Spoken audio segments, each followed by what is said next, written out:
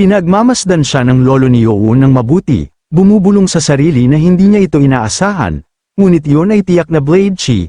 Nagtataka siya kung ito ay nasa loob ng katawan ni Yoon sa buong oras na ito. Tinatanong niya ang pagkakakilanlan ng Diyos ng Espada. Nagtataka kung paano nagawa ng lalaking ito na manatiling buhay sa kabila ng kanyang kalagayan at kahit na gamitin ang Blade Chi, naganap na naiiba sa formless blade. Sa malapit, napansin ng iba pang mga miyembro ng kulto ang globo at sumigaw ng alarma para sa lahat na tumingin doon, dahil ang itim na globo ay lumiliit. Sa katunayan, ang globo ay nagsisimulang mag-disintegrate ng dahan-dahan hanggang sa ito ay mawala ng tuluyan, na binalot ang katawan ni Yoon sa Demon Ikong Chi, pagkatapos ay sinipsip ito ni Yoon ng buo, na nag-iwan sa iba na tulala habang sinabi nila na iba ang hitsura niya, na parang nakatitig sila sa isang walang katapusang kawalan. Sa harap mismo niya, lumitaw ang Heavenly Demon Sword. Ang mga miyembro ng kulto ay nanunood sa pagkabigla habang sila ay bumulalas na ang Heavenly Demon Sword ay kumikilos ng mag-isa. Si Yoon ay nakasabit sa hangin, walang malay, na ang espada ay nakalutang sa harapan niya. At ang mga miyembro ng kulto ay nagsimulang sumamba sa kanya na parang isang Diyos. Pinapanood ang eksena, nagtataka ang lolo ni Yoon kung ano ang nangyayari at kung ito ay may kinalaman sa Heavenly Demon Chi ni Yoon. Biglang, ang espada ay lumipad sa kamay ni Yoon. Natagpuan niya ang kanyang sarili sa isang madilim, walang laman na espasyo at naisip sa sarili na wala siyang nararamdaman, kahit ang enerhiya ng dakilang kalikasan na malinaw niyang naramdaman ilang sandali lamang ang nakalipas ay wala na. Pakiramdam ito ay katulad nung siya ay tumitingin sa mga alaala ng Heavenly Demon Sword at ng Cold Eye Staff, ngunit ito ay naiiba rin. Hindi na ito maliwanag, ito ay madilim, hindi tulad nung siya ay nakakakita ng mga ilusyon sa nakaraan. Pakiramdam ay tunay siyang umiiral sa espasyong ito. Sinubukan niyang tawagan si Nano, ngunit walang tugon. Napagtanto niyang siya ay nakahiwalay muli. Naisip niya na sa sandaling maabot niya ang ganap na pag-unawa sa mga prinsipyo ng dakilang kalikasan, ang mga enerhiya ng gawa-gawang nilalang ay naaga ng Heavenly Demon Chi at siya ay hinayla pabalik sa mind realm na ito. Biglang, may lumapit sa kanya mula sa likuran at nagsabi na hindi siya masama. Lumaki ang mga mata ni Yoon sa pagkagulat habang lumingon siya upang makita ang isang lalaking nakatayo doon. Sinabi sa kanya ng estranghero na hindi siya aasa ng anumang mas mababa mula sa kanyang sariling inapo. Ito ang parehong tao na nakita ni Yoon na lumalaban sa itim na dragon noong pumasok siya sa kuweba sa kanyang misyon bilang isang binata. Idinagdag ng lalaki na aabuti ng ilang oras upang masipsip ang lahat ng enerhiyang ito. Bagaman hindi ito ang kanyang responsibilidad, napagtanto ni Yoon na naaalala niyang nakita ang figurang ito sa mind realm sa pamamagitan ng Heavenly Demon Sword. Nararamdaman niya ang isang walang katapusang Demon Ikong aura na naglalabas mula sa kanya kasama ang dignidad ng isang pinuno at nagtataka kung ang lalaki ay nakikipag-usap sa kanya. Para bang binabasa ang kanyang mga iniisip, sumagot ang lalaki sa pamamagitan ng pagtatanong kung sino pa ang naroon. Nagulat, tinanong ni Yoon kung siya ba ang nagtatag na Heavenly Demon. Ngumiti ang lalaki at sinabi na si Yoon ay hindi naman ganoon kaangal. Ipinakilala ni Yoon ang kanyang sarili bilang ika-24 na pinuno at nagbigay ng kanyang pagbati sa dakilang nagtatag na Heavenly Demon ng Heavenly Demon Divine Cult.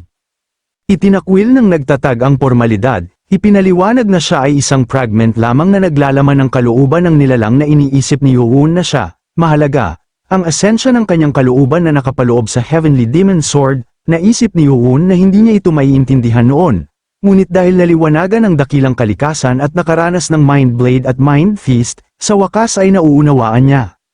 Pinuri ng nagtatag na Heavenly Demon ang kanyang katalinuhan, ipinapalagay na yun ang dahilan kung bakit siya narito. Sinabi niya na inakala niya na aabuti ng mas matagal bago bumalik si Yoon sa kaharian ng kawalan na ito. Nang sabihin ni Yoon na siya ay masyadong mabait, sinabi ng nagtatag na hindi kailangan ng pagpapakumbaba. Dahil si Yoon ay dapat na napakatalino upang ganap na yakapin ang Demon Ikong aura at makumpleto ang Demon Ikong landas. Nagulat, tinanong ni Yoon ang tungkol sa Demon Ikong landas, kung saan tinanong siya ng nagtatag kung hindi niya alam ito sa buong panahon sa kabila ng lahat ng kanyang ginawa.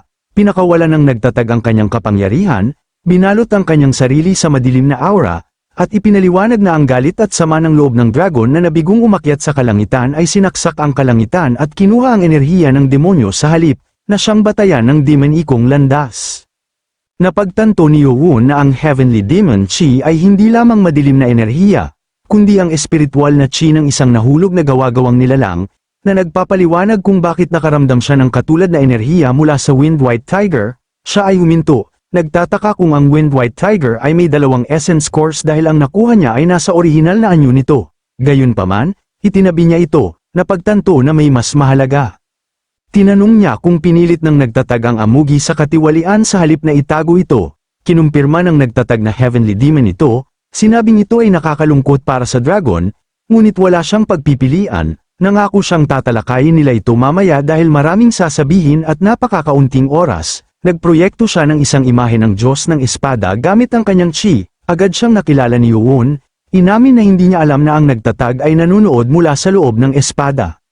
Sinabi sa kanya ng nagtatag na huwag mahiya. Pinuri siya sa paggawa ng mga lohikal na conclusion sa kabila ng agwat sa kanilang mga antas ng martial skill. Tinanong ni Yuwon kung nakipaglaban din sa kanya ang nagtatag, partikular kung ang mga bakas sa Abandoned Sword Valley ay mula sa kanyang labanan sa Supreme Saber God. Nagulat ang nagtatag na tinawag ito ni Yuwon na Abandoned Sword Valley, ngunit kinumpirma niyang nakipaglaban siya doon.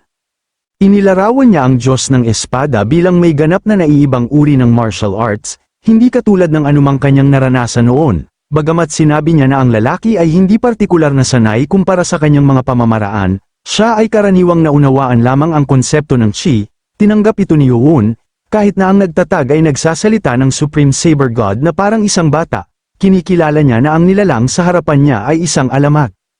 Naabot niya ang Mystic Realm sa edad na 18 at nalampasan ang lahat ng tinawag na pinakamalakas sa Miriam noong panahong yun, na ginawa siyang pinakamakapangyarihan at walang talo na figura sa kasaysayan. Ang nagtatag na Heavenly Demon ay nagdalamhati na inakala niyang napatay na niya ang Diyos ng Espada nang ang kanyang espada ay tumusok sa ulo ng lalaki, ngunit ang isipin na siya ay muling lilito, na walang kapantay na mas malakas, ay nakababahala.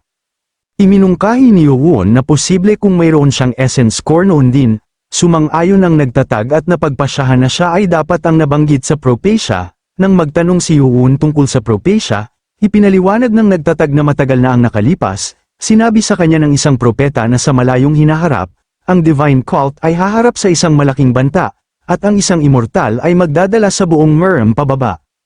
Nag-alinlangan siya tungkol sa pagbanggit ng isang immortal dahil ang buhay ng isang tao ay limitado kahit na ano pa ang kanilang martial realm, ngunit isinaalang-alang niya na maaaring posible sa pamamagitan ng ilang pambihirang pamamaraan. Nagbasa siya ng maraming sinaunang teksto tungkol sa 5 sagradong nilalang at naging tiyak na ang pagsipsip ng espiritual na chi ng lahat ng mga ito ay magbibigay ng immortalidad, kaya, nagdisenyo siya ng 3 hakbang.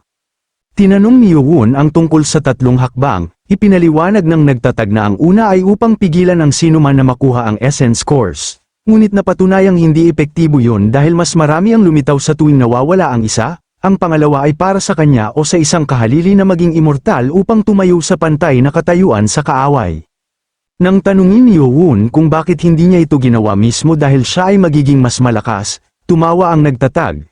Tinawag itong isang hanggal na tanong, ipinaliwanag niya na hindi siya maaaring maging pinuno magpakailanman at dahil wala na siyang katulad sa kanyang panahon, walang dahilan upang maghintay ng walang katapusan.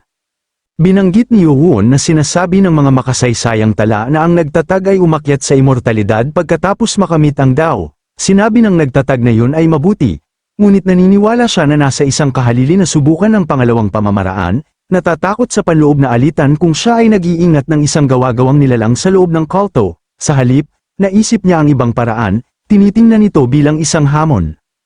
Nang tanungin ni Yuwon kung ito ay may kaugnayan sa Heavenly Demon Chi, kinumpirma ito ng nagtatag, ipinaliwanag na gusto niyang patayin ang immortal upang patunayan na walang ganap na immortalidad, napagtanto niya na upang labanan ang banal na espiritual na kapangyarihan ng mga gawa-gawang nilalang, kailangan ng isa ang kabaligtaran, Demon Ikong Chi. Sa wakas ay naunawaan ni Yuwon at kinumpirma ng nagtatag na ito ang naging marka ng simula ng Demon Ikong landas.